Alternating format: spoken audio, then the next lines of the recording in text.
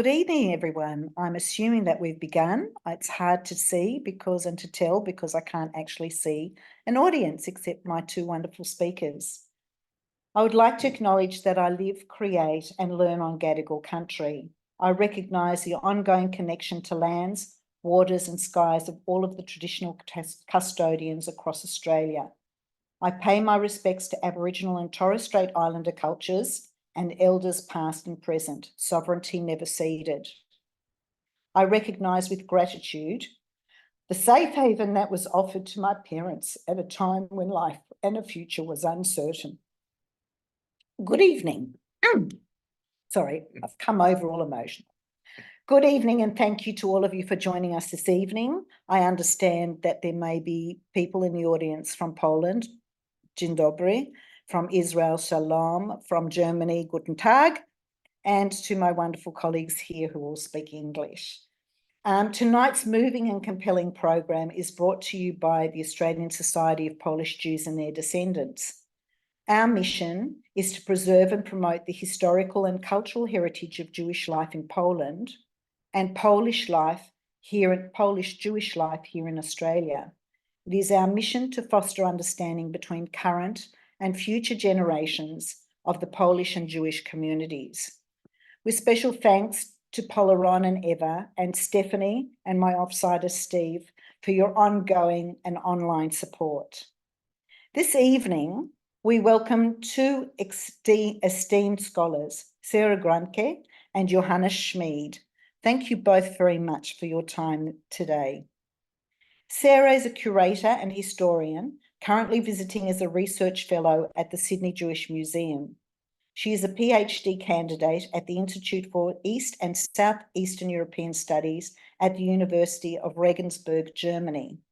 Sarah earned her Master's in Eastern European Studies from the Ludwig Maximilians University in Munich and completed her Bachelor of Arts at the University of Erfurt and Łódź, Poland, which of course is very topical tonight.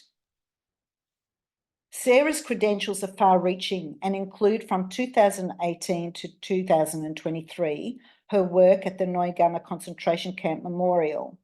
There she was a curator of the Denkmal Hannoverscher Bahnhof. This project is currently developing a permanent exhibition for future documentation centre that focuses on the National Socialist deportations from Hamburg and northern Germany.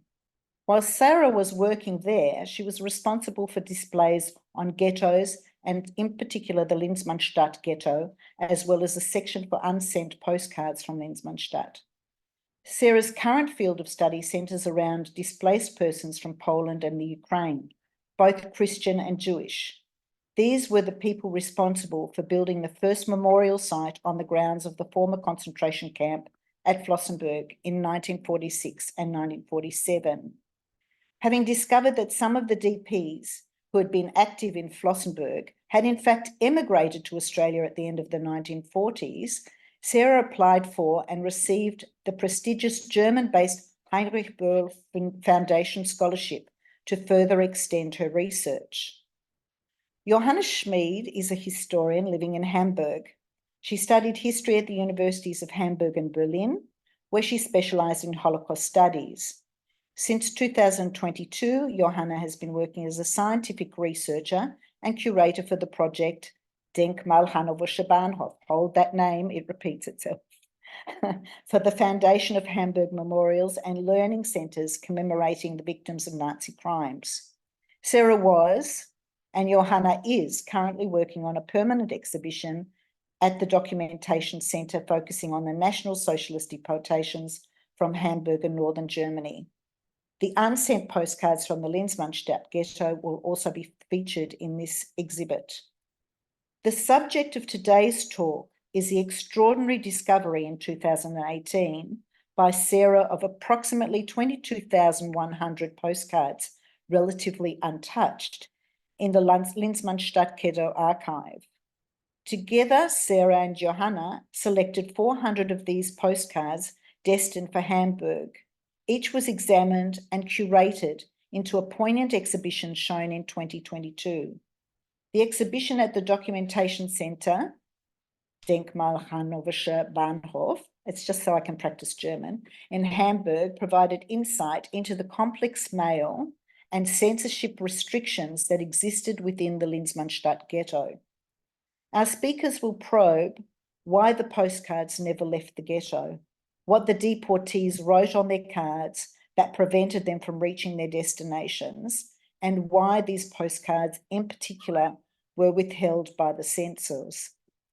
I just want to say for just 2 moments, an observation that I've been privileged to make, in that I've had the privilege to observe Sarah's scholarly practice, which I've never really had the opportunity to do before. I have had the opportunity to read a lot of historical documents, as have we all, but I think the thing that sets Sarah aside and apart from everybody else that I've read, and I can only assume that that's true of you too, Johanna, is that there is the personal that always carries through in Sarah's work, that she's not frightened to go into the personal and to the subjective. And in fact, it's in the subjective that the true stories lie and the true history begins, not ends. So on that note, I would like to hand over to Sarah Grandke, and I'm sure you'll be as enthralled as I am. Thank you, Sarah. Thank you so much, Estelle. I'm very honored speaking here. I'm very excited. I'm very excited also having Johanna with me because we both work together on this project and especially on the unsent postcards. Before I start, I said already thank you, but once more, Estelle, you put so much effort in bringing us together in having this event organized. So thank you so much. And also personally, as we do know each other from Sydney and we are flatmates in a way. Thank you so much.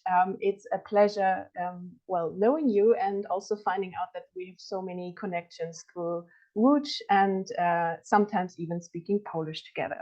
That's amazing. I would like to share with you my screen and I hope that you will see it now. Johanna and I, we are planning for the next about 35 minutes or so, giving you an insight into the temporary exhibition that we both created in 2022. And we will give you an even closer insight in the so-called unsent postcards. So at first, I will take you on a little journey to Hamburg, to the temporary exhibition that we had there in summer 2022. And I will take you also on a little journey how the ideas were made up, which thoughts we had, which insight we had, and why we curated the exhibition as it was. And after that, Johanna will follow and she will tell you a little bit more about the context. And we both of us, we will go more into detail in what is actually written in these unsent postcards and what is the most important about it, the most touching and most interesting what we find about that. But let me start with an example that actually caught my attention at a very early stage while working on this project and which I always had in mind. This is a postcard written by Maximilian Nagel. He was deported on October 25th, 1941 from Hamburg to the Litzmannstadt Ghetto. 6 weeks later, on December 10th, 1941, he wrote several postcards to Jewish and non-Jewish friends in Hamburg. One postcard was written to the Chin family, who interestingly belonged to the Chinese minority in Hamburg. They were owners of a laundry. In his postcard, the 58-year-old Maximilian Nagel, who was a merchant, wrote, "Finally, you shall hear from me. I think back to you a lot and how we used to chat. I would be pleased if you would write to me once in a while and you will get a prompt reply." He ends his message with the following words. "My last laundry load is in good hands with you. Now you all receive the best from your old and faithful Max Nagel." At times, postcards were the only legal way of contacting people outside the Litzmannstadt Ghetto. Consequently, Post and Postcards was Nagel's only link to his previous life. Nagel's statement that his last laundry load was in good hands with the Chin family implies that he foresaw that he would not be able to return to Hamburg. The Chin family in Hamburg did not learn of this sign of life from the Litzmannstadt Ghetto. Also, Nagel himself most probably never got to know that all of his 7 postcards written on December 10th, 1941, never reached their hoped destination. They remained in the censorship office of the Jewish ghetto administration. The postcards of the Hamburg merchant Nagel are part of a collection of around 22,100 postcards from the Litzmannstadt Ghetto, which are now held at the Łódź State Archives. Since 2012, all these postcards have been available digitized, freely accessible from a Polish archival website, which is called Szukaj w Archiwach. The majority of these postcards are addressed to the places of origins of the people who had been deported to the ghetto from Germany, Vienna, Prague, and Luxembourg since October 41. Among the deportees from the so-called West were 1,033 people who were deported from Hamburg, and Maximilian Nagel was one of them.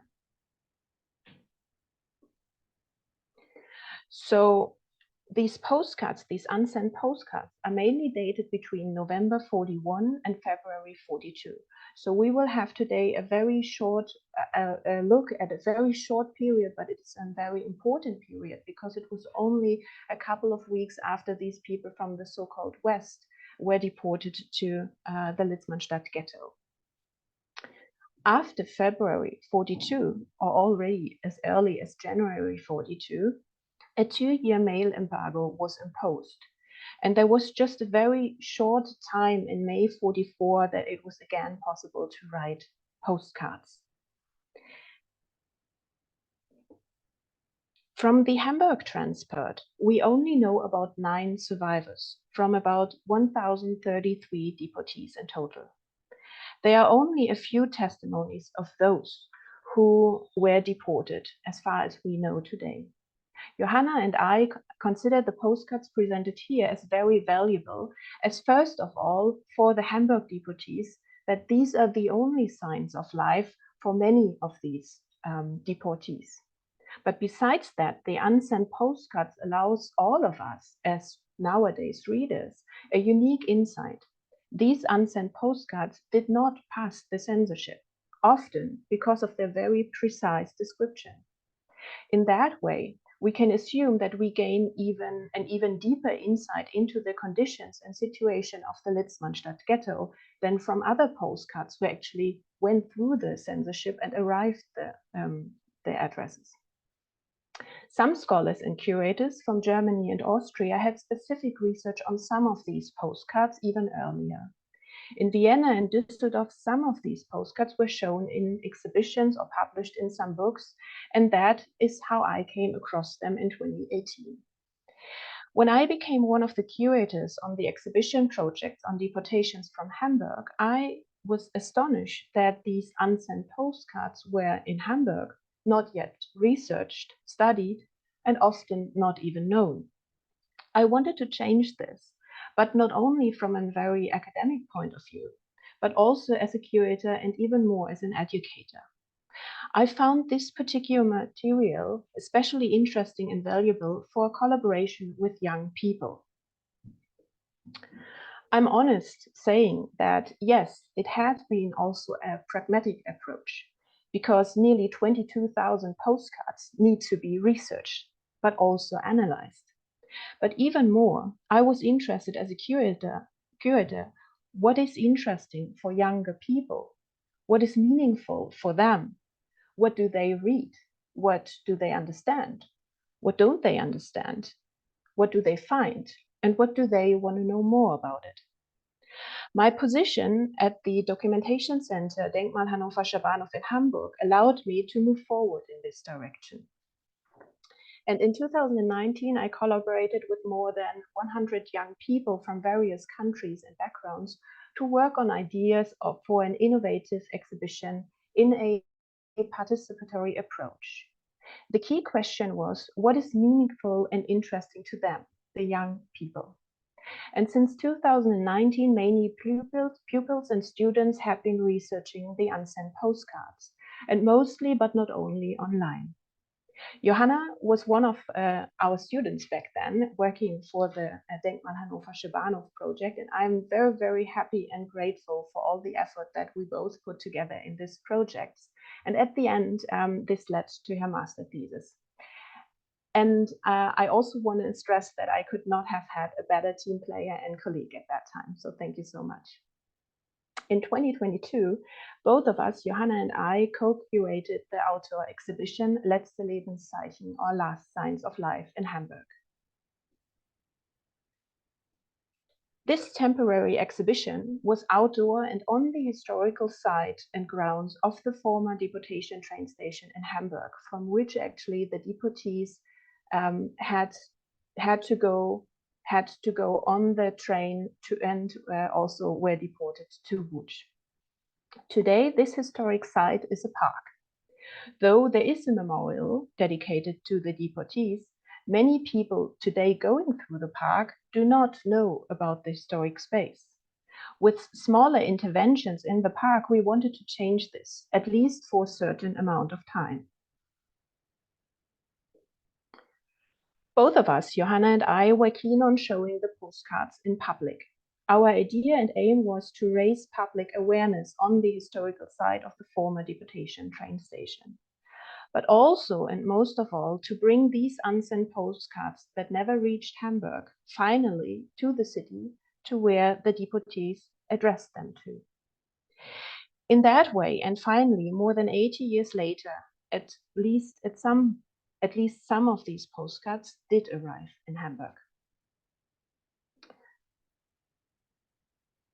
The temporary exhibition space is a park, and most people don't go there to see an exhibition.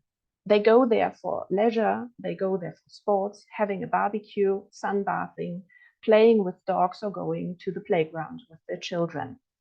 This is why I didn't want to have a classical, let's say like a classical exhibition approach with a beginning and an end. We curated as more as an intervention. It was supposed to be a wake up or a shake up of people being there at this specific site. And to get the attention to the content and to the postcards, we wanted to have not only an artistic approach, but even an approach that you didn't really expected it. So in that way, we wanted to make people curious, and we put not only the silhouettes in the park, but also to unexpected places like handrails or in bushes or in the trees in the park. On every display was a QR code, which led to more information, translations, descriptions, a longer biography, and further research information. But before moving on, I would like to hand over to Johanna, who will actually take us a little bit more on a journey to find out what is actually written on these postcards. Yeah, thank you very much, Estelle and Sarah. So in the following, I would like to outline the complex postal system in the Litzmannstadt Ghetto in more detail, because in addition to the content of the postcards, it was important for us to understand the specific conditions under which it was possible for the Hamburg deportees to be able to be right at all. And in general, it can be said that mail and postal traffic were part of the history of the Litzmannstadt Ghetto from the very beginning, because immediately after the German occupation of Łódź on September 8, 1939, the German Reichspost took over all civil postal traffic in the city. And at first, both the non-Jewish and Jewish population of the town were affected equally. But with the order to form a ghetto from February 1940, new regulations applied. And from then on, the Jewish population was excluded from using the postal services of the Deutsche Reichspost. And this affected around 40% of the entire population of the now renamed city of Litzmannstadt. The Jewish self-administration in Litzmannstadt, under the lead of Chaim Rumkowski, now had to establish its own postal service.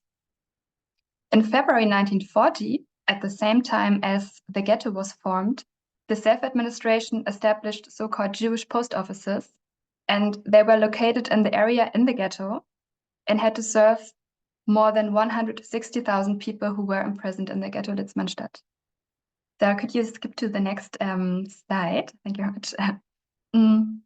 So this photo shows one of those post offices in the Litzmannstadt ghetto.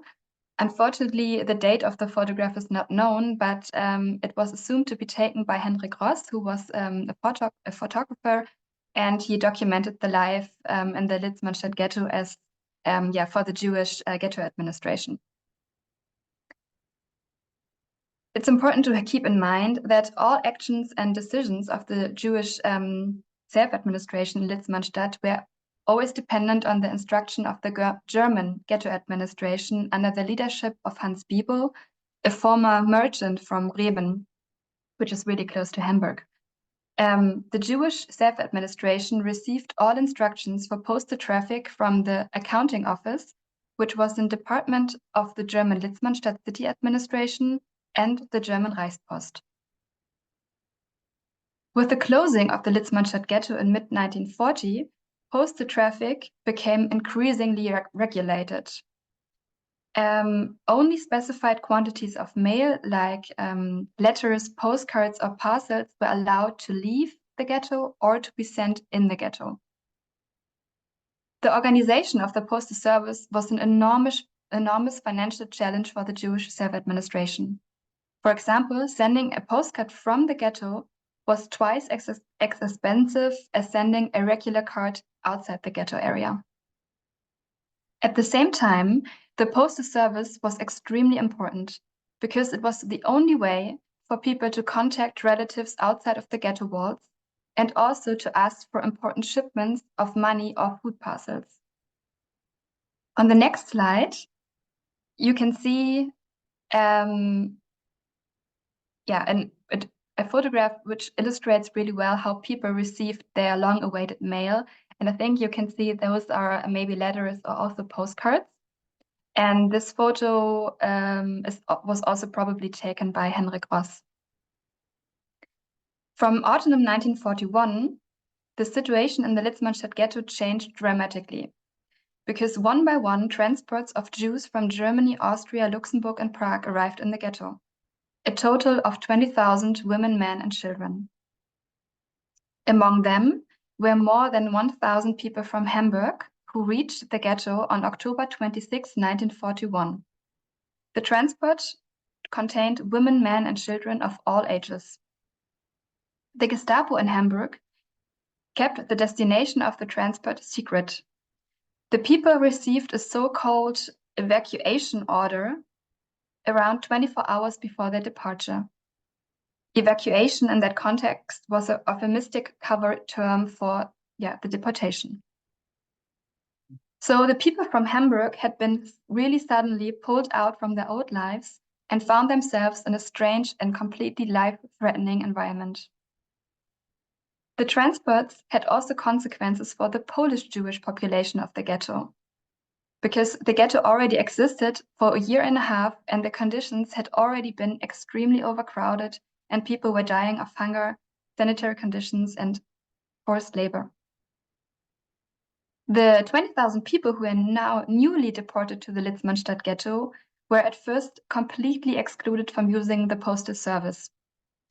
Immediately after arriving in the ghetto, it was therefore impossible for them to contact relatives and acquaintances in their places of origin.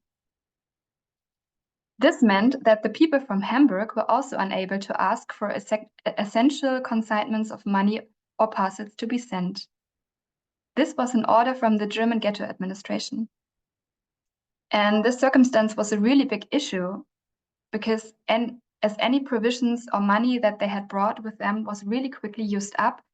And also the average age of the people in the transport was relatively old and therefore they could not really work in first labor. This postal restriction for the new residents in Litzmannstadt changed in the beginning of December 1941. Now, people were able to write post, but under really specific and strict conditions. Just a few days after this ban was removed, the post offices in the Litzmannstadt Ghetto recorded a sale of 20,000 postcards. This was reported in the Ghetto Chronicle, one of the most important sources in the Litzmannstadt Ghetto. You can see a quote on the next slide from the Chronicle, which was written on the day when the post ban was removed. And it says, due to the authorization of postal traffic for the newly resettled, there was an enormous rush in all post offices throughout the day. Around 20,000 postcards were sold within one day. And I think this high number of requests really illustrates how great the need for the deportees to send a sign of life was for the deportees to send a sign of life to relatives and friends outside of the ghetto. One of them, a young woman from Hamburg called Emma Heinemann, also wrote about this importance of this contact option in a postcard that we discovered. On the next slide, you see also a quote from this. You can see the postcard and also a quote where Emma Heinemann wrote, "Here the postman calls out the names of the addressees loudly in the courtyard in the morning, and then everyone rushes down to receive their mail. It's the most important event of the day." As I mentioned, the deportees from Germany, Austria, Prague, and Luxembourg were subject to really strict postal conditions. Instead of letters, they were only allowed to write postcards. Personal messages were allowed, but any descriptions of the hostile conditions of their place of residence was strictly forbidden. The postcards had to be written in German and, according to the German ghetto administration, had to be written clearly. So a postcard did not pass censorship if it was written uncleanly or too tightly, or if it contained crossed out words or sentences, or was written by several people on one card. The employees in the post offices of the Jewish self-administration had to check out every outgoing postcard. Messages that did not meet the strict requirements were not even allowed to be sent to the German Reichspost. And at the German Reichspost, the postcards were checked again by the Gestapo. However, some of the newly arrivals in the ghetto do not seem to have known that the postcards had to fulfill specific requirements, or they resisted in the hope that the postcards would still get through the censors. This is really confirmed by the extensive collection of the mentioned 22,100 postcards that are now in the State Archive in Łódź. What all of these postcards have in common is that they were never sent from the ghetto. As some of the 22,000 postcards do not contain any processing notes from the Jewish post offices, it can be assumed that they could not be sent for the reason of high requests. On the other hand, a part of these postcards was indeed edited by the post offices and, as it seems, did not go through censorship. This can be proven for some of the cards, which contain valid postmarks and handwritten notes by the employees of the post offices. If a postcard was not authorized for delivery because of the censorship, the author received no notification or information about this. So handing in a card at the post office or through a letterbox was probably always done in the hope that the postcard would leave the ghetto. When it comes to analyzing the around 400 postcards from the Hamburg deportees, it is really remarkable how different their messages were. So some of the cards contain only a brief request to send money, and others used every last millimeter of space. On the next slide, you can see a postcard from Hannah Meyer, a 20-year-old woman from Hamburg who was deported to the ghetto together with her mother. On her postcard, she wrote really precisely about the circumstances in the ghetto. She wrote, You should finally have a sign of life from me. I am healthy, but that's all. Unfortunately, we have already had some difficult weeks. The excitement was too much for our dear Gertrude. She went into hospital after we had been here for 2 days and died on November 28. Her nerves no longer wanted to. Hannah Meyer apparently used the postcard to send a first sign of life to friends in Hamburg after her deportation. It was her first opportunity to make contact with the outside world at the ghetto and to report on drastic experiences. The description of the death of her aunt Gertrude could have been the reason for the postcard being held back in the postal department. In addition to the grief over the loss, homesickness and longing for people left behind also become really clear in a short message on the postcard, where Hannah Meyer wrote, "My thoughts are always in Hamburg. The longing is indescribable." The longing for loved ones is also shown in a very touching postcard from Henriette Arndt. We found 2 postcards from the 49-year-old teacher from Hamburg. Both cards are written to her non-Jewish friend Charlotte Boyk in Hamburg. You can see the postcard on the next slide. And Henriette Arndt wrote to Charlotte Boyk, "Remember our promise to each other when we said goodbye. Look up at the stars every evening and think of me. That's what I've done every evening until now, around 9 o'clock. My thoughts are always with you, and that remains." Yeah, we are convinced, not only by those really touching words, that the 2 women, Henriette Arndt and Charlotte Boyk, actually had a romantic relationship, as we know from documents that they lived together, and also they went on various vacations together before the deportation. And we believe that Henriette Arndt's message really bear witness to a deep connection between those women. For example, in another card, Arndt wrote, "I am writing one more card to you and hope to find inner peace through it. I want to hear from you every day. I am always with you." But the card, as the others, has not been sent and not reached her friend in Hamburg. Henriette Arndt was only able to write to her partner for just another 6 more weeks, because from the beginning of January in 1942 until the summer of 1944, all postal communication was strictly forbidden for everyone in the ghetto. Shortly afterwards, the deportations from the Litzmannstadt Ghetto to the Kulmhof extermination camp began. And Henriette Arndt and Emma Heinemann were murdered in Kulmhof by the SS in May 1942. For Henriette Arndt, as for the other deportees, writing the postcard was probably, at least at times, a matter of survival, not only because it was the only way to ask for money to be sent.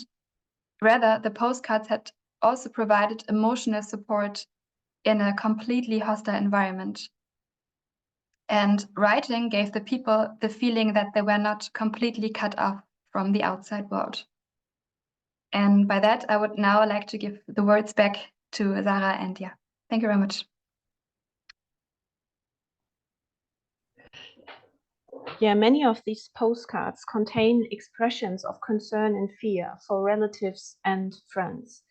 The expression, for example, "I'm afraid you've traveled too," indicates that people suspected that further deportations from Hamburg would follow the transfer to the Litzmannstadt Ghetto. We know that not only deportations to Litzmannstadt from Hamburg went on, but also to other ghettos like Minsk and Riga and several other places like Theresienstadt and Auschwitz. Susanne Zirker's postcard shows this knowledge, for example. She addressed the postcard to her friend Eva Buchert, but not to Hamburg, but directly to the ghetto in Minsk. Eva Buchert and her family had been deported there in November 41, so around 2.5 weeks after Zirker's own deportation to Litzmannstadt.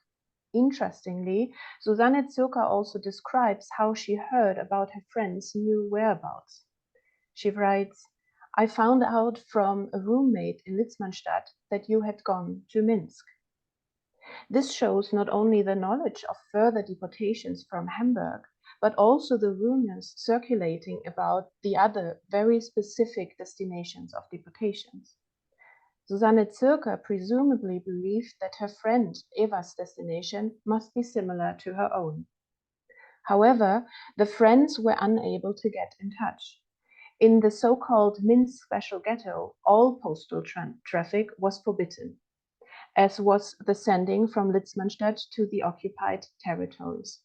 For those being in Litzmannstadt in this specific time, it was just possible to send mail back to Germany, not to other destinations like the Minsk Ghetto. All these postcards that we could show you here are just a small selection of a huge treasure trove of unsent postcards. And so far, we only have examined these cards relating to Hamburg. Thousands of other cards are still waiting to be analyzed and brought to the public.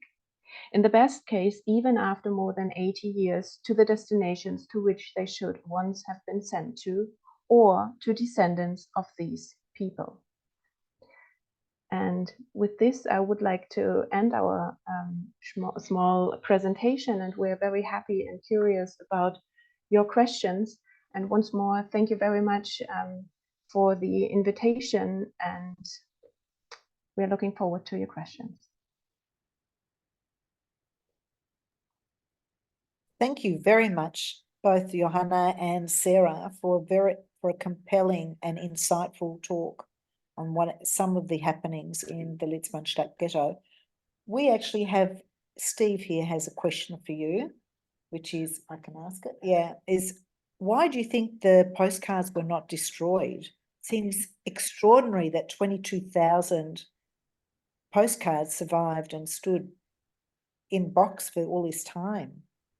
Mm-hmm.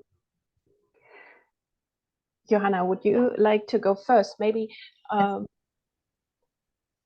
So I think this is a really good question, actually, and I am sure we knew that the Jewish self-administration was really trying to document the life in the Litzmannstadt Ghetto, and I think to keep the postcards and postal or mail, which was not sent outside of the ghetto, was really part of that, to document everything that happened in the ghetto for the afterlife and people who will survive.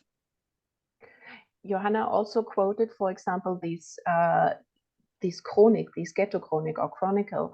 So the Jewish administration also tried, while always being in the ghetto, to actually officially have a chronic and write about what's happening.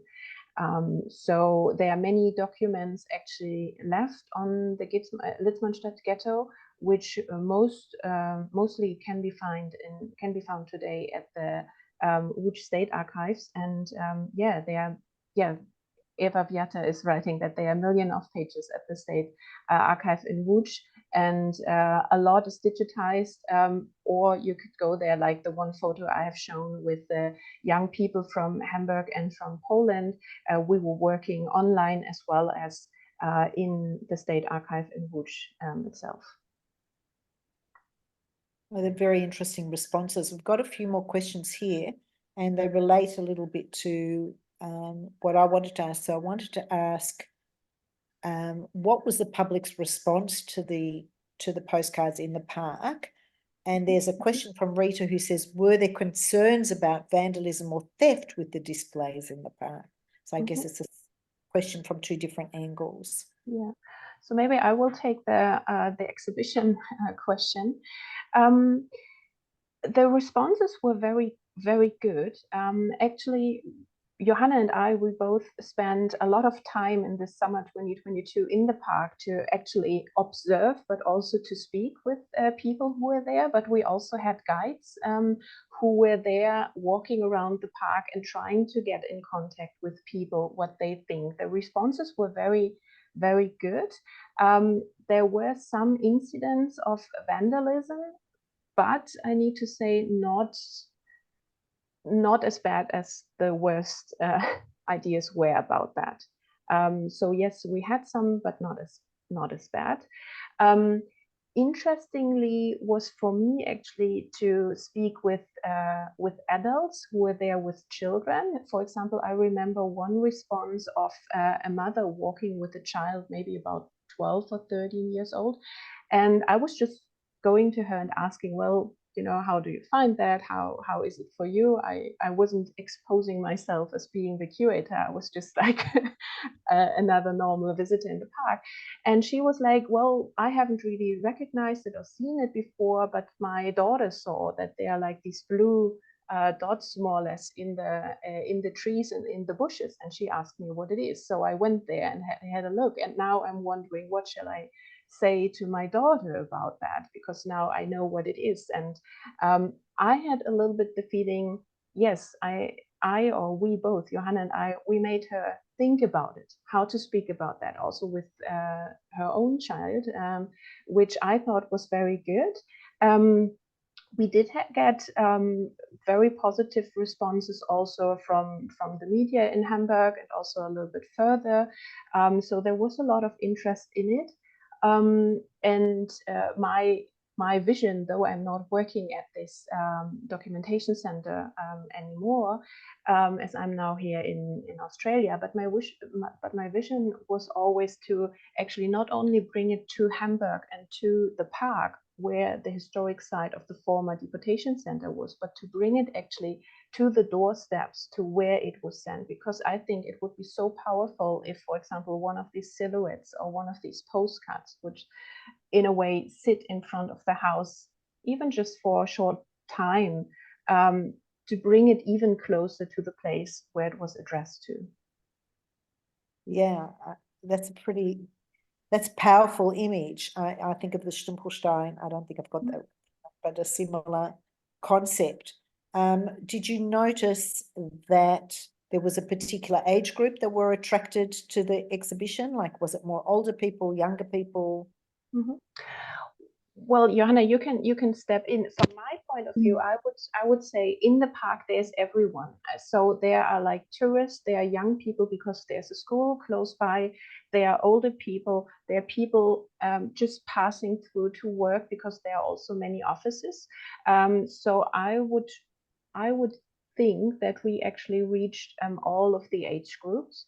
But the main idea for how we put it together and which approach we had, I would say definitely came by the collaboration with the younger people in this, I called them international workshops that we had at several deportation destinations, which actually made me think how to work in the park.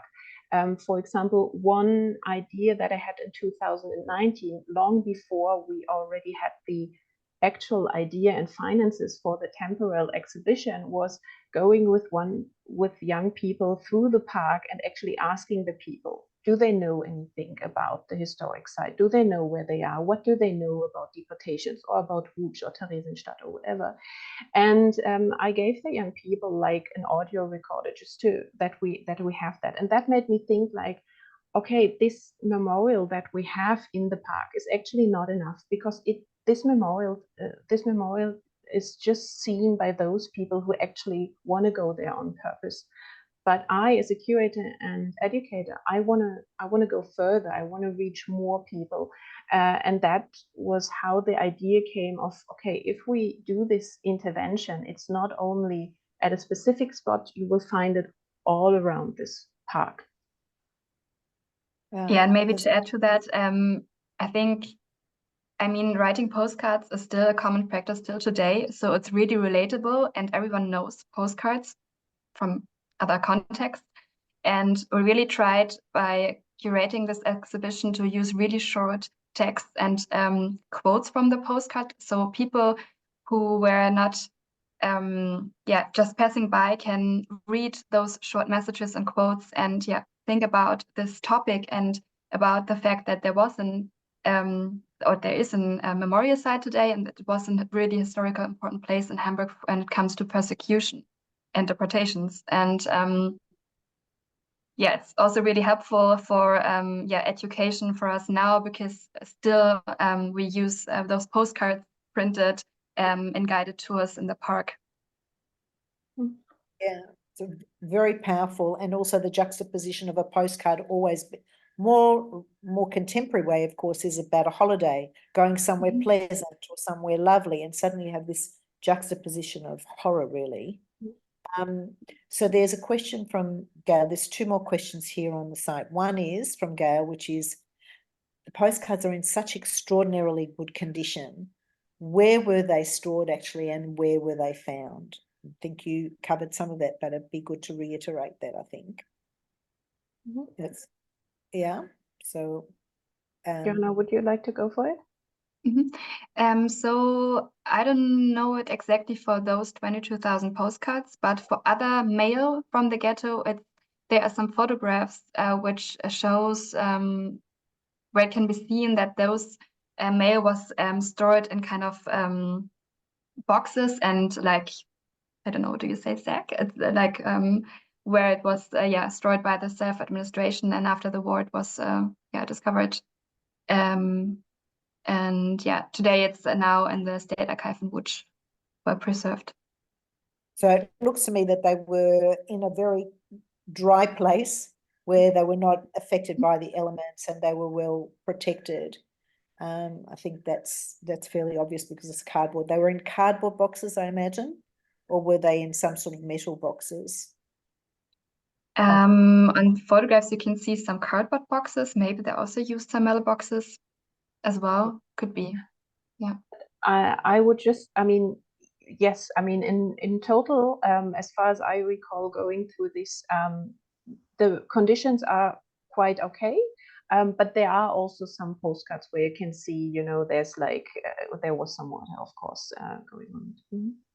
Some weather. And it's, and they are also in good condition because they never run the post. So people wrote it and gave it to a letterbox or to the post office, and then afterwards, most of the cards were not edited by the employees of the post offices, so not many hands touched them. Right. Yeah. Yeah. So the other question was from Rita again about who funded the exhibition.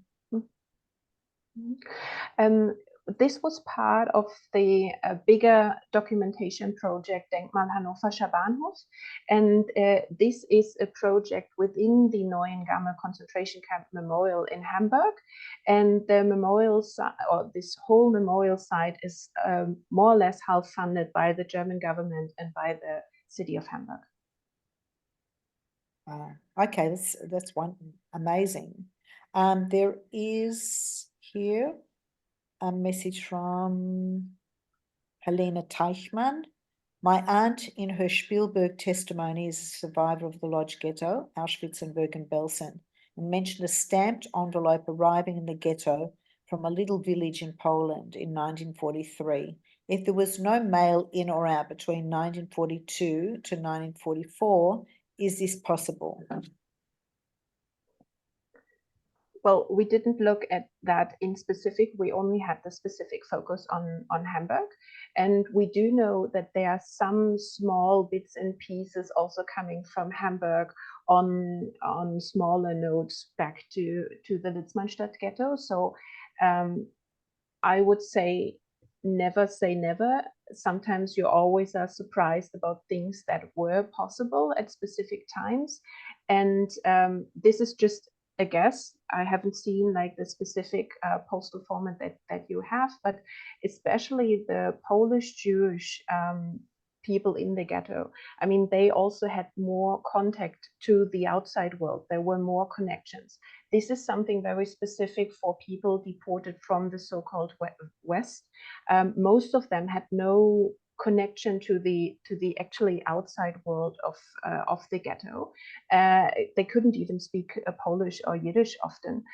So their networks and their possibilities was in that way much smaller than, for example, for Polish Jewish. Yeah, I think that nailed it really, that the networks, the Jewish networks were extensive and had ways of finding their way in, you know, in a way that possibly was not so accessible to German Jews. I'm not sure, but that makes sense to me. And the last comment, if there's no more questions, is a thank you to you both from Lucy Tuxa, who said that your presentation was excellent and she thanks you both very much.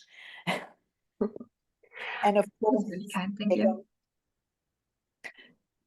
And if there are no more questions, then I would, yes? There are two chats, Estelle. There's one that you have, and there's one, the webinar chat as well. Oh, yeah, you've got? Have you got something there? Ah, oh my God. Ah, yes. And here we have it. Thank you. The Postcards State Archive. Łódź was not destroyed as Warsaw was. What cut? We know that. We answered that. Thank you again. Did you manage to reach? That's a beautiful question. I think you did answer that. Did you manage to reach some of the relatives? Were there any survivors who managed to connect with the cards that you had restored and connected? Yeah. I think this question is from Eva. Thank you very much for that. Yeah, I mean, we haven't had that much time, so there would be more time for the further ongoing project. Now Johanna, as my succeeder more or less in this project, will move on. I think that would be an amazing search, and that would be great. I don't know, Johanna, if you went further on with this idea. Yeah, so to add on that, for the little exhibition in the park, we chose 10 postcards, and we, in our research, we looked out for relatives. We didn't find any, but yeah, when it comes to the permanent exhibition and the documentation center, that would be, yeah, a task which is still to do. I mean, only 9 people survived the Litzmannstadt Ghetto, but there are some relatives who, yeah, who were addressed in the postcards, and it's, yeah, so there's a chance and possibility that we can find people who, yeah, family members and descendants to today. Yeah, that would be an interesting project in and of itself, something that we can discuss perhaps. Can come up with some interesting ideas. There's a question about Halina Wagovska from Bogdan Skomra. If there are any cards that you found related to her, but that would be a much deeper dive unless you've found it now. And then Ella asks, first of all, thanks you both very much for a very interesting and fascinating talk. She asks whether the postcards were only text or whether some of them had a picture on one side, or photos or drawings. Before I go to this question, just shortly to Bogdan. Well, I do not recall that I came across or that we came across this name.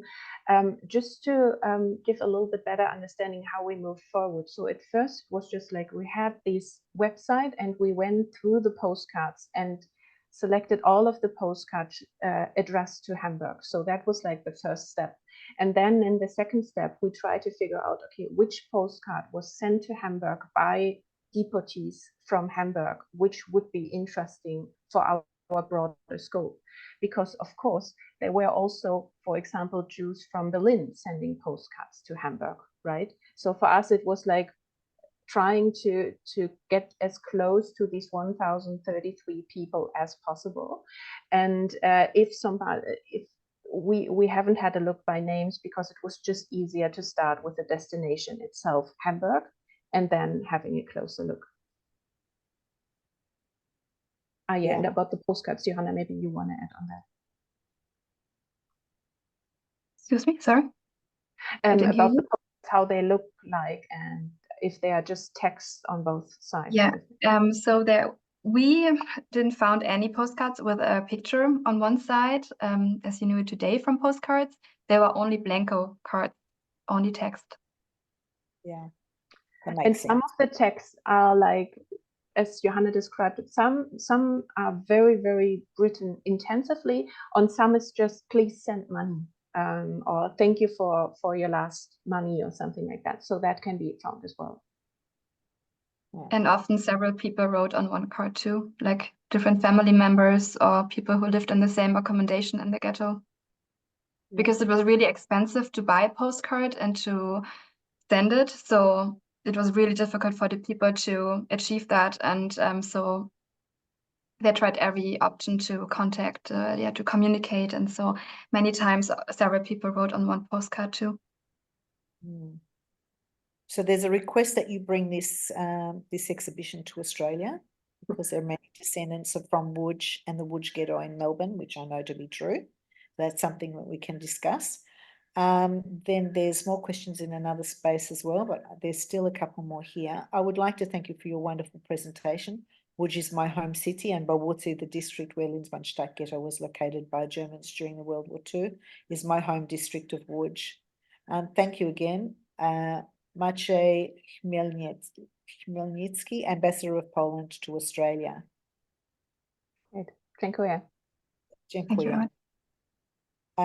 Esther Alter, thank you very much for a wonderful and exciting area of research that is opening up many parts of history that would have been lost. Amazing.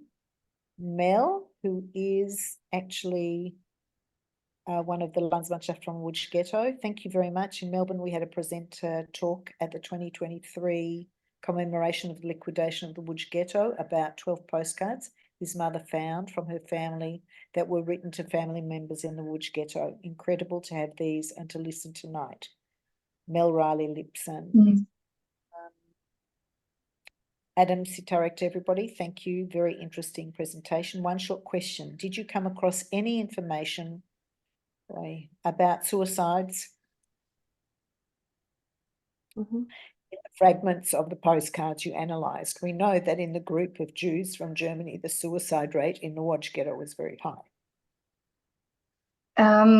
So not directly, as I can remember, watching or reading those 400 cards, but people try to talk about loss and grief in the postcards. We found that quite often. And yeah, but the people really try to not to write too direct about the circumstances and about how they lost relatives or partners in the ghetto. But yeah, we found some more hidden quotes on postcards too. Like, for example, we found one postcard where the woman who lost her husband a few weeks after they arrived in the ghetto. And the part on the postcard where her address in the ghetto was mentioned, she wrote widow in front of her name. So the people in Hamburg will know that her husband is no longer alive. So the people really tried to, to hide also information or to code it.